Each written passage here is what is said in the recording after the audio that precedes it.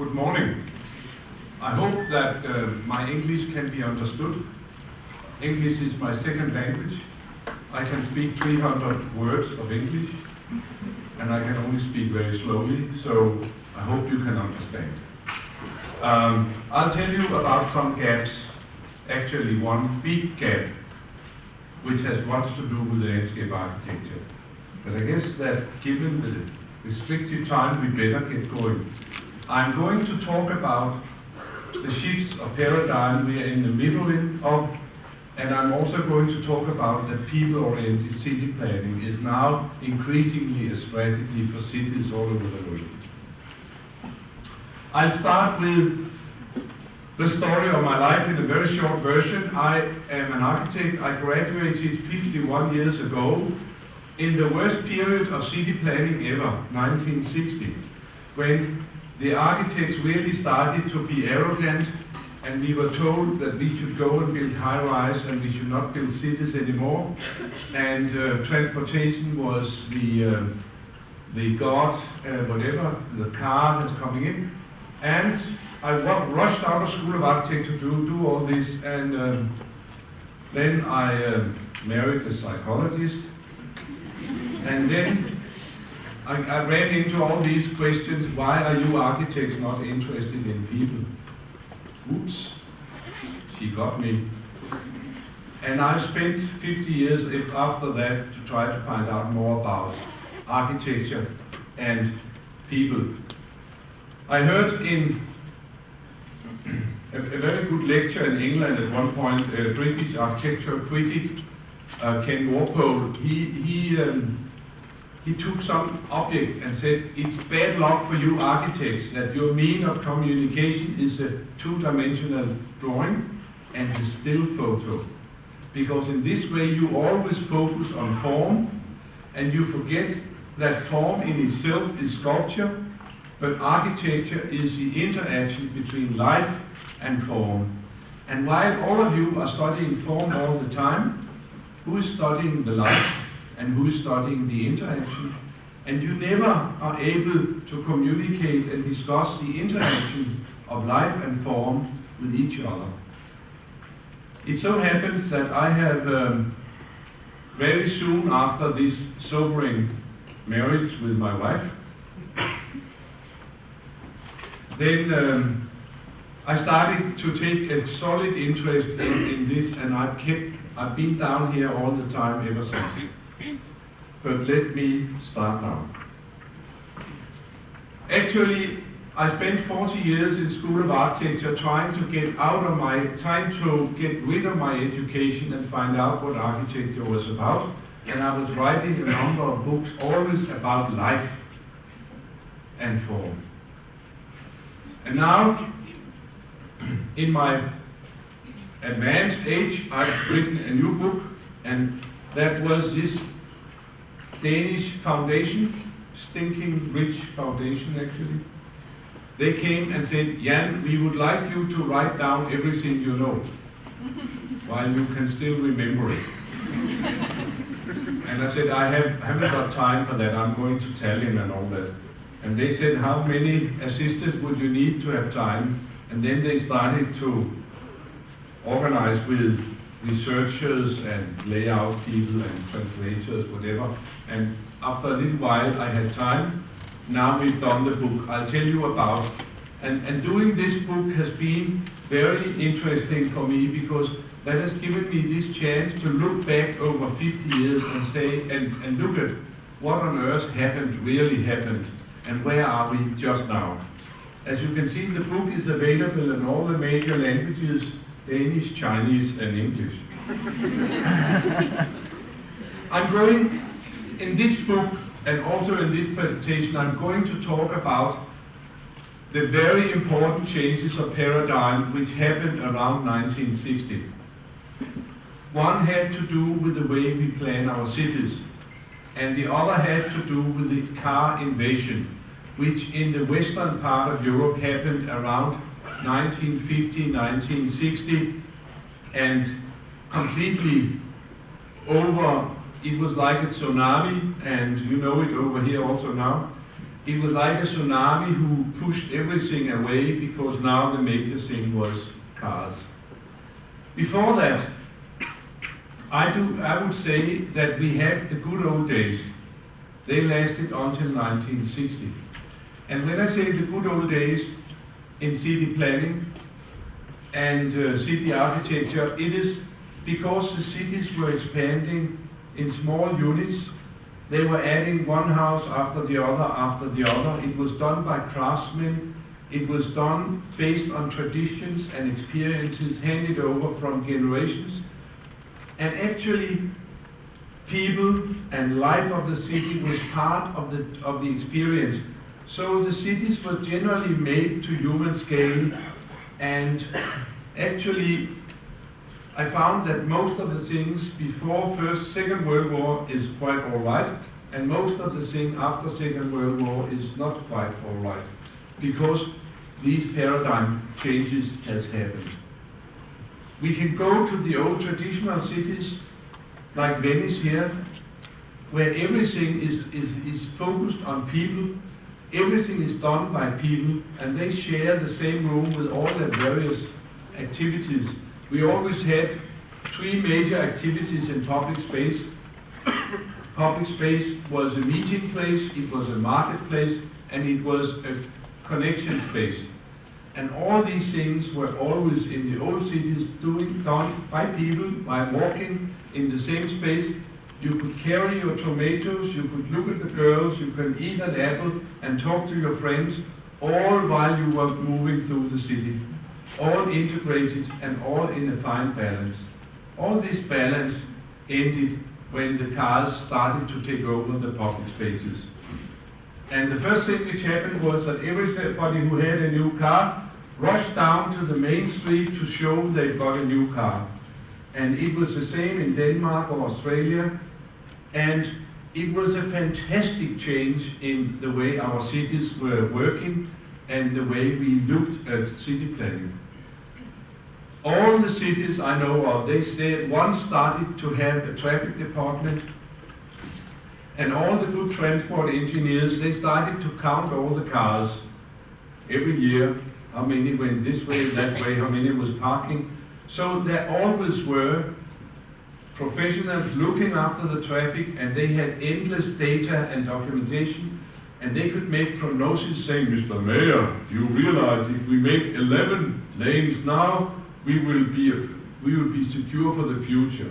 So we could have prognosis, we can have planning. But at the same time, do you know of any city who have a department for pedestrians and public life? Do you know of any city who have systematic documentation about how the public life is developing? And the answer is that now we have a few cities who are doing this. But for many, many years, no city knew anything about the people who used the city, and they knew everything about the traffic who used the city. So we had this new profession of traffic planners, and they were asked to solve the major problem in society, that is to make more capacity for more cars. So they were really trained to make room for the cars, and actually their main task was to make the cars happy. And they have been very successful in that task in all these 50 years since 1960. And as time goes by, we can also look here, we also got numb. We forgot about what city quality was all about, and we looked at this scenery from Ireland and said, hey, nobody is being killed, it must be a good city. Because we then had accidents as a quality criteria instead of dignity of man, and people were squeezed, whatever, and we got numb about quality. Gradually, it was like a salami, a sausage that slice by slice quality for people were cut away. I just spent a quarter of an hour trying to get from my hotel across the street over to this hotel. Not very friendly for people, that particular part of Tallinn. At the same time, the traffic engineers were out there trying to mend a little pothole while the old lady was having fun with the sidewalk. if there was that. Of course, it was all the time worse in Romania. And that we can really rejoice by knowing that even if it's bad in the Baltic countries and in Russia, it's always worse in Romania. And also I found that because in the Eastern European cities they had the car invasion much later than in West European, the tsunami has been much harder over here. They have many more cars in Poland than we have in Denmark per 1,000 inhabitants. And they are completely crazy with cars in Romania and Poland, and I don't know about here, but I do think I have found that freedom from communism is a right to park everywhere, which I think is a very primitive translation and interpretation of the phenomenon freedom. And I think that it's a passing phenomenon because there will be a time, and it has probably already come, where you start seriously to question if happiness is having more traffic. All this change that instead of walking we started to drive has completely changed our concept of human scale, of scale. In the old days we had 5 km/h scale, small spaces, small signals, many details, lots of people, and the best of two worlds. You could see close up the buildings, and in the end of the street you can see the mountains. But now we started to have a completely new scale, 60 km/h, where everything was big, signals were big, there were no details and no people because you couldn't see details and people when moving fast. And we have gradually become more and more confused about scale. Because the cars, they take a lot of space when they drive, and they take a lot of space when they are stopped. And when you're moving fast, you need a lot of space. So the whole world of people and the whole knowledge of people scale in cities were gradually confused and blown. And then we had all these areas. And here you can see some of the conflicts. This is one of the most beautiful cities in Europe, Rosenberg of the Tower in Germany, and this is a Mercedes truck, same scale. That was one paradigm change, and that has influenced our thinking enormously. The other great paradigm change about that time was the way we built cities. And that came about because we had to build cities in more fast. The cities were expanding, and we were forced to build many new city districts. And to do this, we had the ideas of the modernists, Corbusier and the modernistic guys. The ideas came from the 20s and the 30s, but they had not been used much during the war because of the destruction and whatever. And all this about that city was bad and freestanding building was good. And also Corbusier called this the vertical garden city because everybody could see some grass, and later on they could only see the parking lot. But all this movement from this to this was part of the ideological heritage from the modernists, which was very handy when we were to build the cities out very quickly. And then we started to have this kind of cities. And one of my PhD students have made these little sketches when we talked about it. The problem around 1960 was that we had to organize for rapid growth and large units. And what happened were that the planners, they took off in aeroplanes and they started to organize their cities from up above.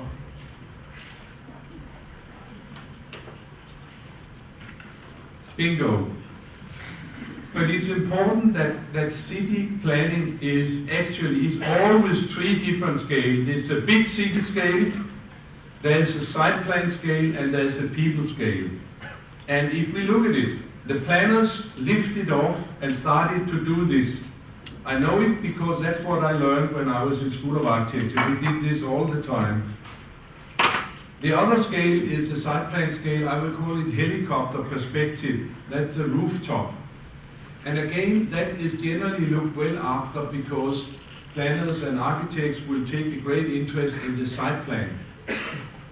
But my point is that the 5 km/h perspective, the eye level, the people scale, down here, nobody was looking after that. It was assumed that that was look after itself. But certainly these guys and these guys were not looking after it. So my question is, who were looking after this? Why is this a very common sight all over the world? Nobody were responsible, nobody were trained. I call this kind of planning BRASILIA syndrome. And that would be exactly this. This guy is a professor from Sweden called Lindström, and he was at large around 1960. And I remember that this kind of buildings, which is actually housing in Täby in Stockholm, it is called a Lindströmer. And Lindström said that the major quality criteria about housing is that it looks great from the freeway. So the people will be happy in that way. And here's Brasilia, and that's why I call it the BRASILIA syndrome. The Brasilia was a new capital of Brazil, and it was there was a big world competition, and that was the first time really that the new modernistic ideas were used in a big scale. And Brasilia is wonderful from the air.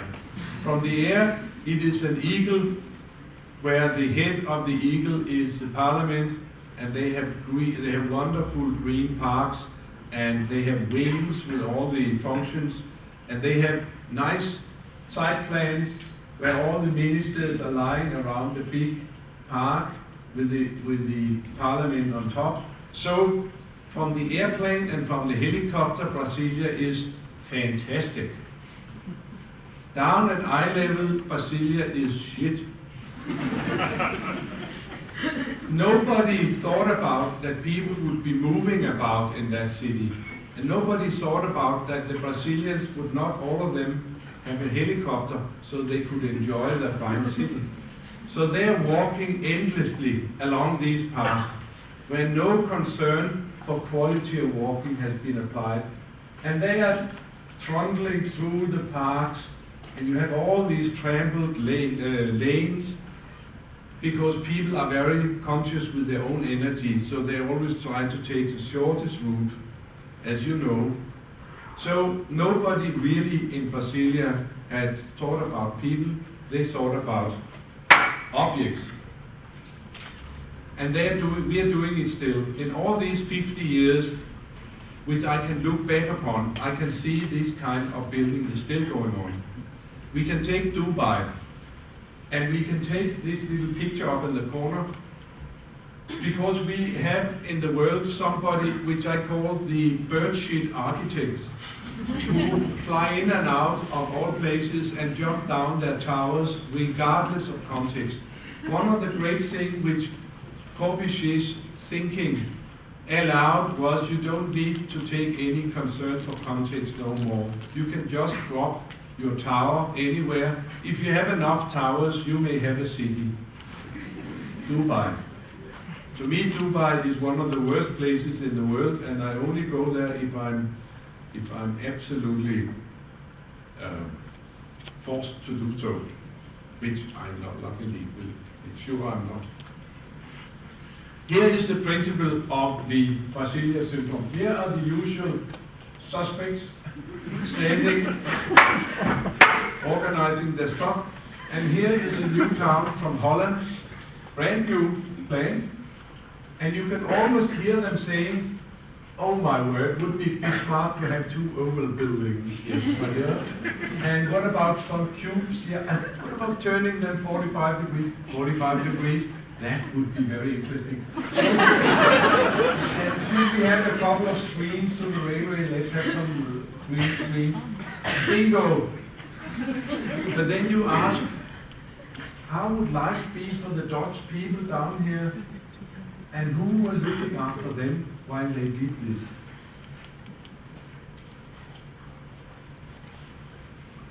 Already in 1961, Jan Gehl, sitting over in Greenwich Village, which was about to be torn down by the city planners in New York, a certain Robert Moses. Was going to make a big freeway across Manhattan, and all the old redundant stuff like Greenwich Village, Soho, Little Italy, Chinatown, all this old stuff was going to go, and we should have nice high-rise all the way across Manhattan. Jan Gehl lived in Greenwich Village, and she took up the fight, and she wrote this fantastic book that if the modernistic planners and the traffic planners were given to rule the cities, instead of great cities, we would have dead cities. She said that very well in 1961. When looking back at these 50 years since 61, I think that everyone has read her book, but I don't think that it has really been followed what she wrote about. Until about now we have a very strong new movement.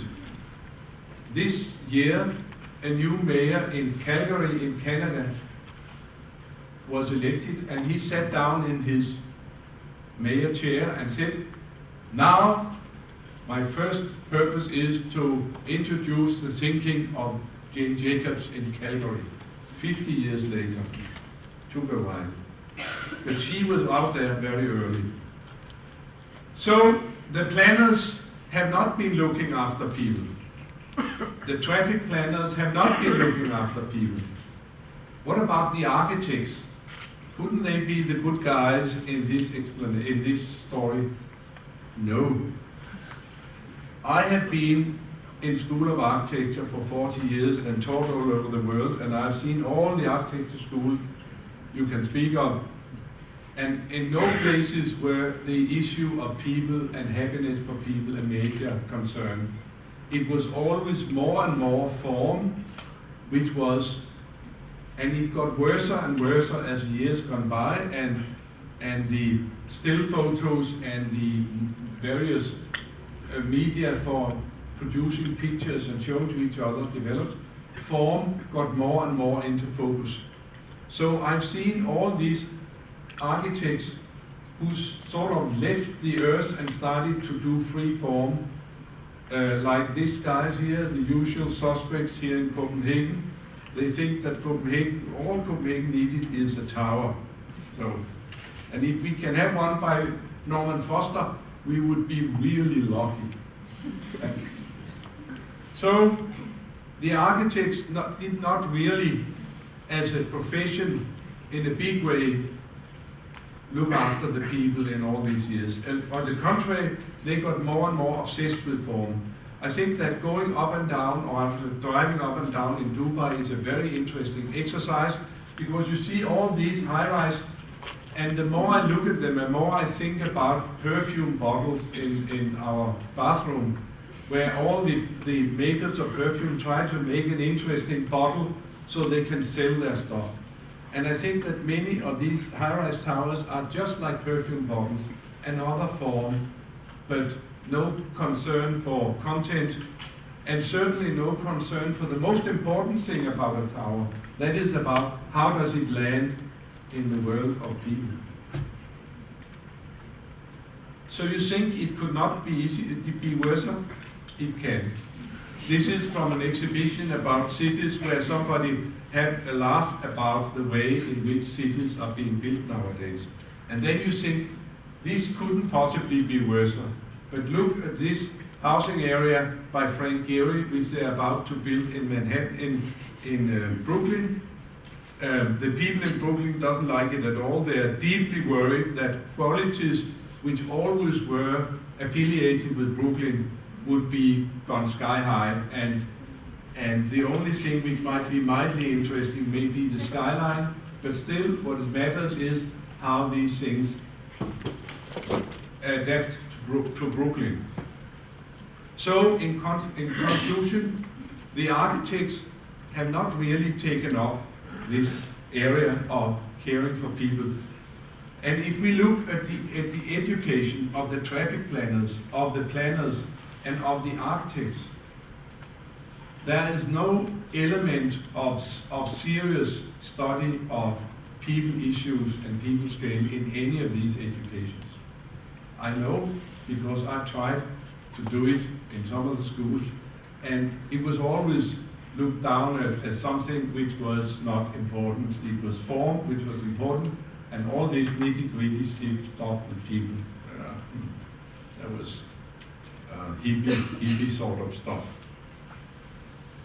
Also, we have had in the area of architecture, we've had another serious scale confusion, because now we can build enormously tall houses, we can build big units, and the stores are bigger, the offices are bigger, the flats are bigger, the factories, everything is bigger.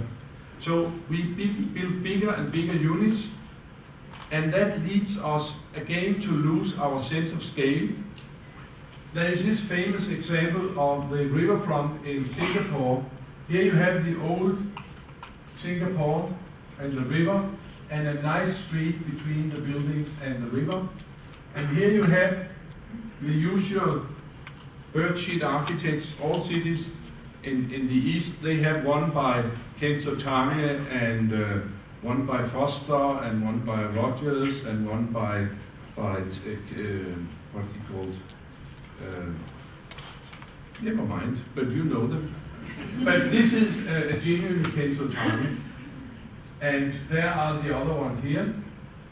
Every evening, all the people of Singapore come and sit down in front of this and have dinner.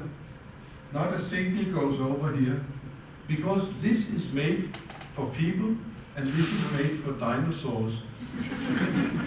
And the point is here that the people we are building for are the same people we always were building for. We are just as small and slow as we always were, and we rejoice about the same scale as we always were, a scale which relates to our body and our senses.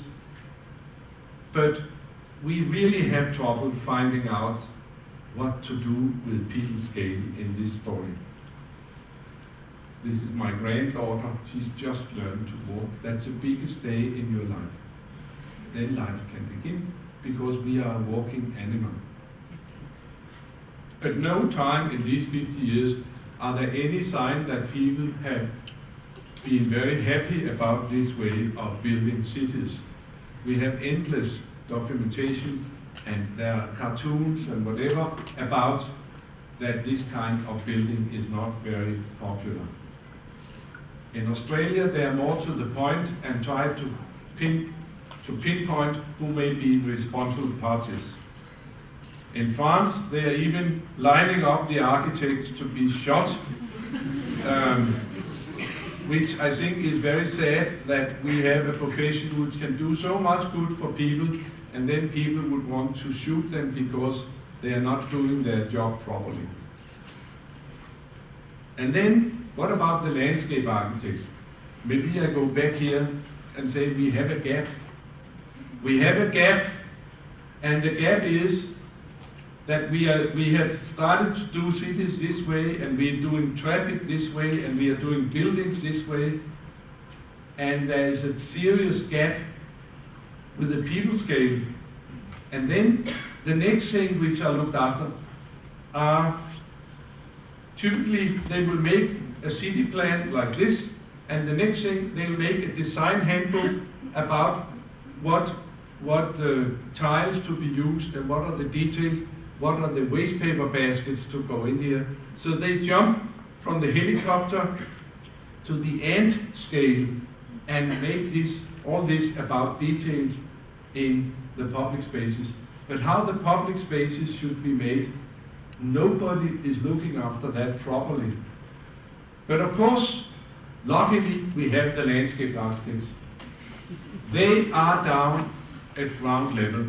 They are creeping around trying to organize, and I should say that some of the landscape architects really are doing good things for people. There are many nice sports and park and playground facilities here and there, but it is my opinion that again with landscape architects, they are increasingly being obsessed by form for form's sake.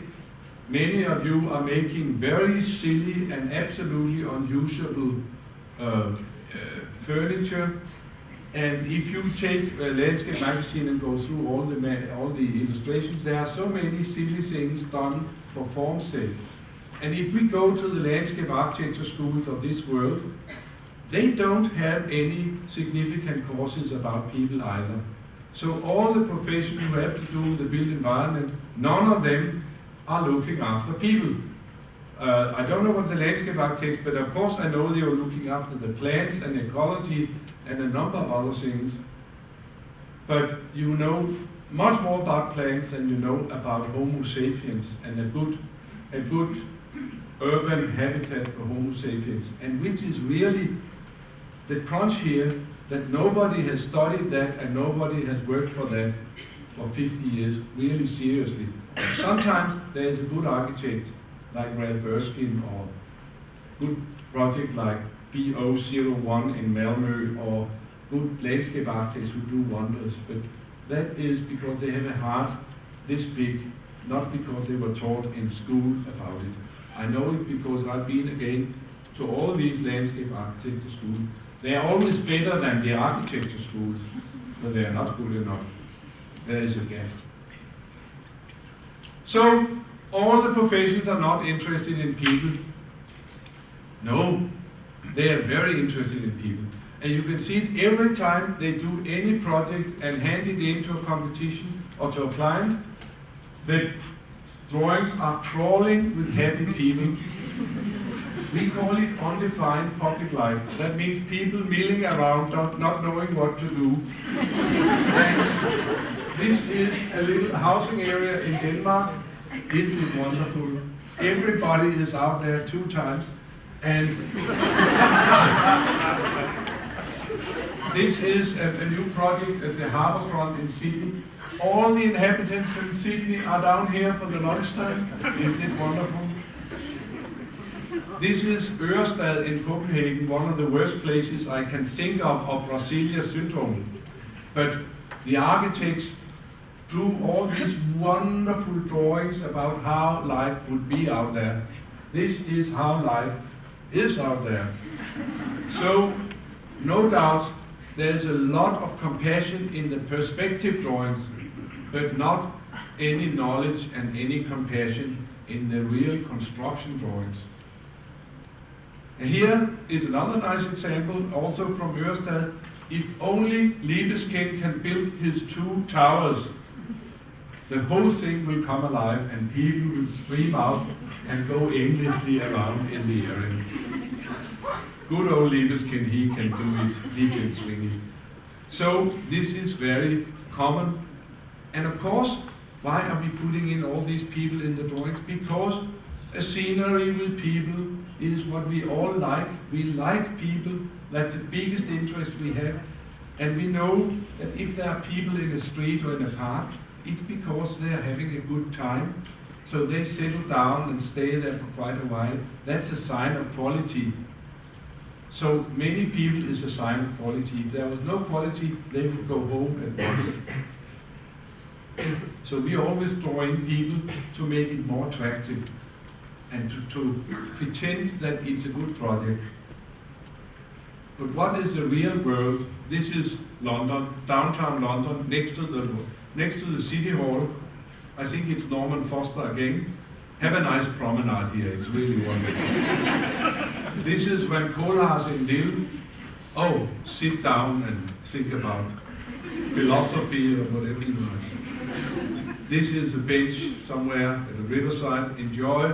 Maybe this would be the obvious place to drag your girlfriend over and propose to her and tell about what a wonderful life you're about to have. I get so angry when I see all these absolutely silly waste of money and lack of the most simple concern for people in the cities. I will end this part of my presentation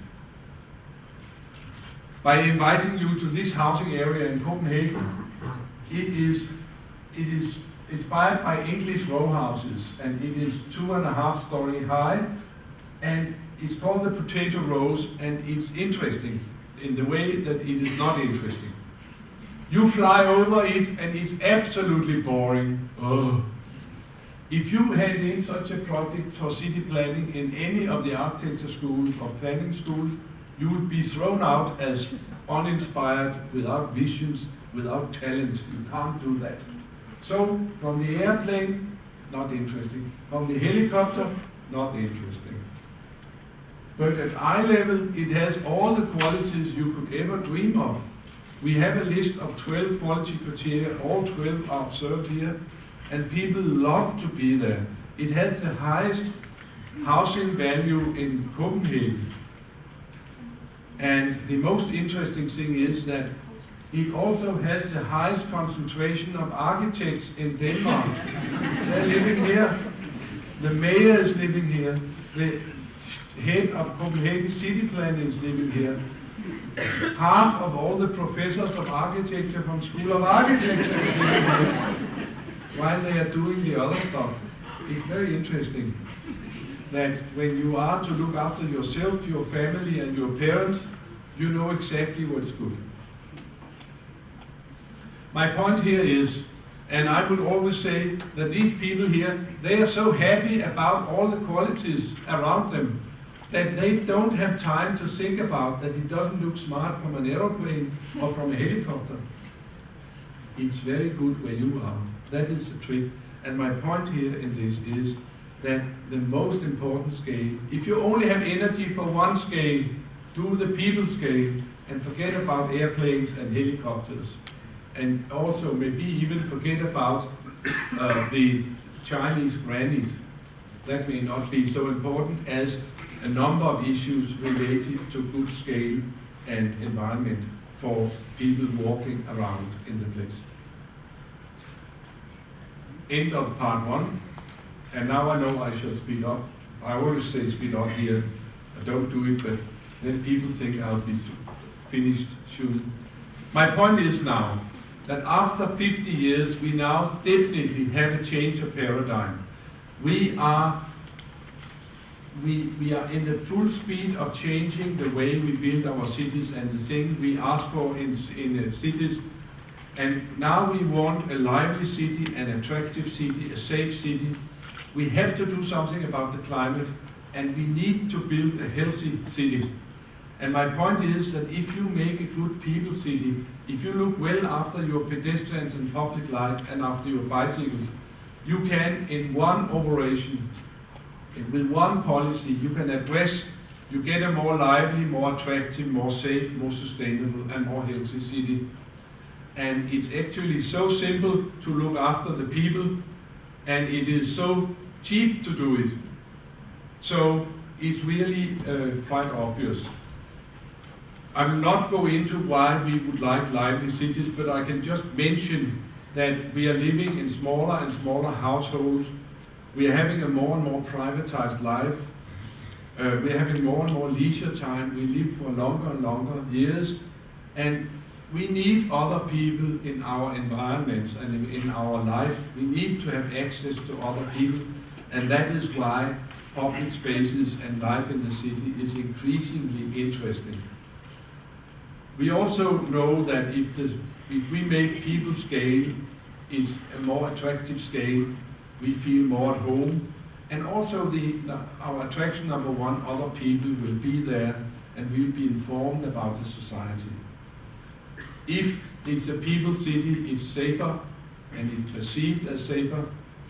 And of course, the more people bicycle and the more people they walk, the more sustainable will be the city. But there is a very important other aspect, that is that public transportation and public rail, they are brothers and sisters.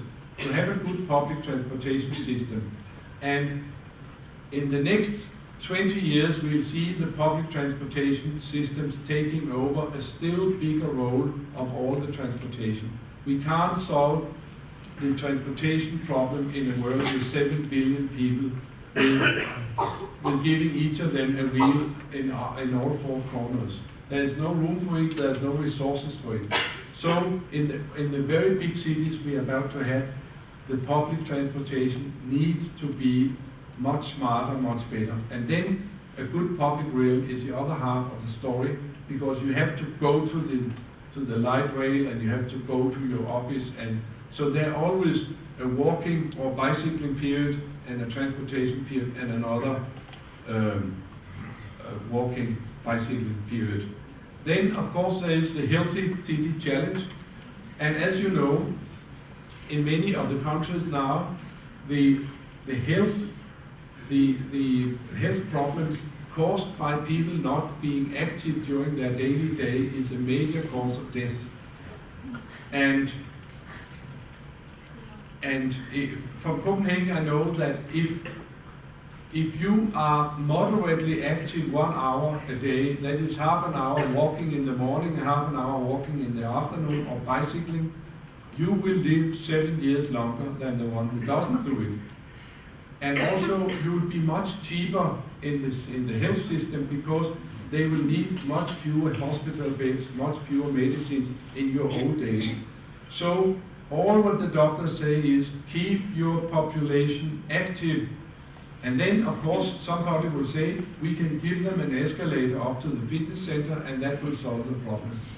But as you know, it's only a fraction of the people who go to fitness centers, and they only go there at certain parts of their life. And that's why we do think that we can make cities in such a way that they invite people to walk and bicycle as the most smart way of getting around, so that activation, moderate activation, are built into your daily day pattern, instead of asking you to set aside time to go and activate yourself. So we can really make cities which are much better for the health than the ones we made in these 50 years. We know now, we didn't know 50 years ago, but now it has been studied.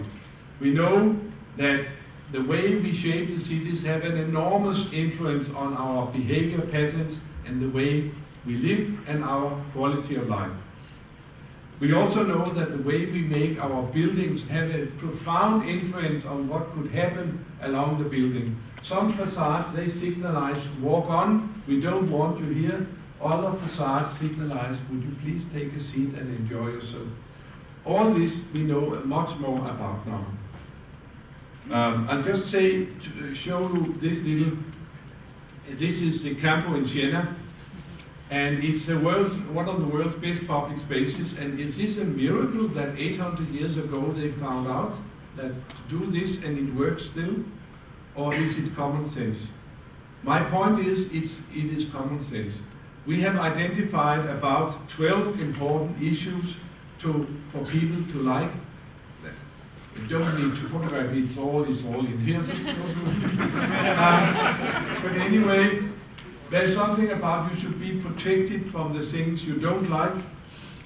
You should be able to do all the things people do. You should be able to walk, stand, sit, see, hear, talk, unfold, play. That's the comfort. And then there's the enjoyment. You should have a nice scale for people. You should be able to enjoy the part of the climate which you like. And then it should be incredibly beautiful. There should be positive sense experiences, green, views, water, good design, good architecture. Many times I hear that if only we make it look good, it will be good throughout. That's absolutely not true. There are lots of places which looks good, which are not good. You have to do everything, and then you also have to make it wonderful and beautiful. Ta-da! We go back to Siena with this list, and oh, wow! For each of the 12 we can say, yeah, indeed, fantastic. We go to some of the nice places we know in our cities like Nyhavn in Copenhagen. Wow! Woo. We go to this little housing area and we go down in the streets there. Wow! Oh, yeah. Then you may ask, is it possible to find a place which haven't got these qualities? Yes.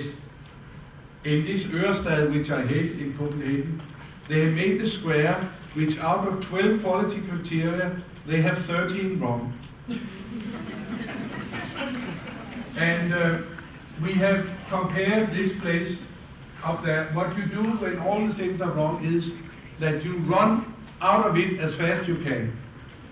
So here the average time for running from the metro to the shopping center is 42 seconds. Here's another new square in Oslo, Norway. In both places they are visited by 8,000 people a day, but here they have 10 times more life, because if it's nice, if it invites people to sit down, to spend time, whatever, suddenly, oh my dear, yes, suddenly there is much more life. So the quality in the details is extremely important. You can do everything almost right, and then you can glue it in the little scale. So, we know a lot about that we influence behavior very much. If we make more asphalt, what do we get? We get more traffic. The best way to have less traffic is to take asphalt away, or to have earthquakes which takes away freeways or things like that, or to take the parking away, whatever. So more roads will give you more traffic. We invite for traffic. What happens if we invite more bicycling? The Copenhagen story is a fantastic story about this. In the last 30 years, we have managed in Copenhagen to make an absolutely citywide system of very good bike lanes. And gradually it's become a completely citywide transport system. It has been made more and more safe. It's for all generations from 5 years until 85 or 90 years. It is combined with other transportation means, so taxis shall take bicycles. In the train you can bring your bike for free. In the metro you can bring your bike. And what has happened in all these years is that there's become a complete bicycle culture. It's become the greatest thing, lifestyle thing it is to bicycle. You're a businessman, you're a pregnant woman, you're children, your child. I was very proud 2 weeks ago when we had a new government of green-red government, and they arrived to the Queen on bicycles instead of in limousines to be told what they should do in the future, because they intended to make Denmark much more green. Great. We even can carry cellos and basses on bikes. The Crown Prince is doing it on his bike sometimes. The more progressive companies in Copenhagen have bicycles. And what has happened in Copenhagen? We have doubled the amount of bicycling in 10 years. We now have 37% of everybody arriving to work on bicycles. And we have the lowest amount of car traffic in Copenhagen of any major city of 1.5 million in the world, in the Western world, because the bicycles do such a big job, even in the winter weather. So Copenhagen has made now this idea that they want to be the #1 in bicycling in the world. But we have problems. The major problem in Copenhagen now is that we have congestion on the bicycle lanes. This is a bicycle lane in the rush hour, oh my dear. So what they're doing now is they're doubling the size of all the bicycle lanes. And how do they double the size? They take more asphalt from the cars. No parking, fewer lanes. A bicycle lane can take 5 times the traffic, the number of people that a car lane can do. So if there are enough bicycles, it's good economy, transport economy, to give the space to the bicycles. And do you think this has come for free? No. We have been fighting for it for quite a while, in the 70s, whatever, and gradually it has become policy, and now they are proud as peacocks about the bicycle culture in Copenhagen. We export it all over the world. What happens if we are kind to the pedestrians and public life? Of course, the same story. the more you're kind to people, the more they like to walk and sit and whatever. We know a lot about it from Copenhagen, where we've done a lot of spaces for pedestrians, and we have cleared all the spaces for cars, for parking. But in Copenhagen, as the first city in the world, we have made surveys about how the spaces are being used by people.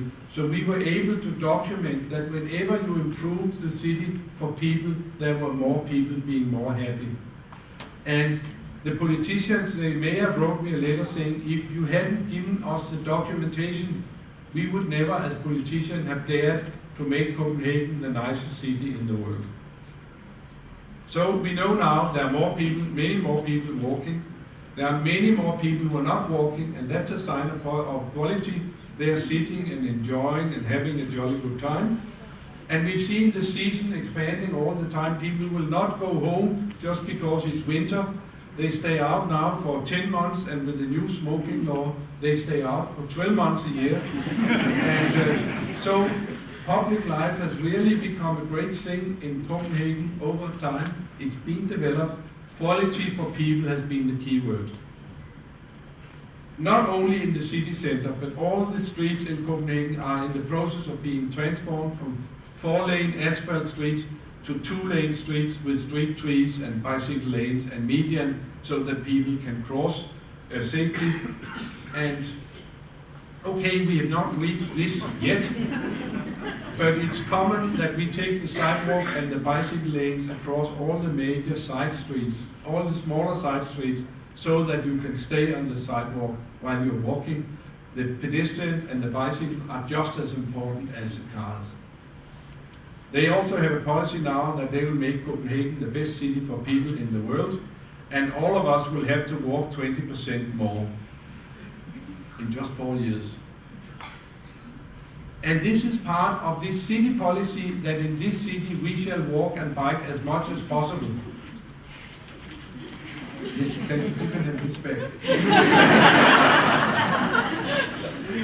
And that is part of addressing this new paradigm, that we would like to have a lively, safe, sustainable and healthy city. Can that be done around the world? Look at Melbourne here. I cannot go into detail. Melbourne was famous for being empty, useless, whatever. They decided to make Melbourne a wonderful, vibrant city, and they did a lot of stuff. I know it because I was a consultant. And Melbourne is now a miracle. Wide sidewalks, fine furniture, street trees, art in the streets.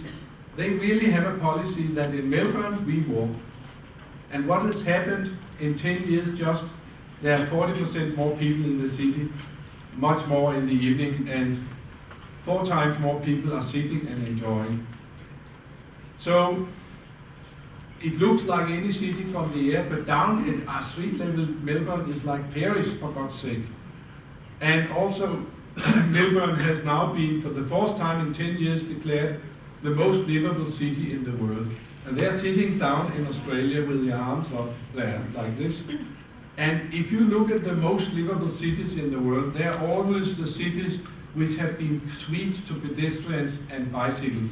It is Portland, it is Vancouver, it is Copenhagen, it is Zurich, it is Munich, which are some of the ones which are repeatedly on the list of most livable in the world, and Melbourne, of course.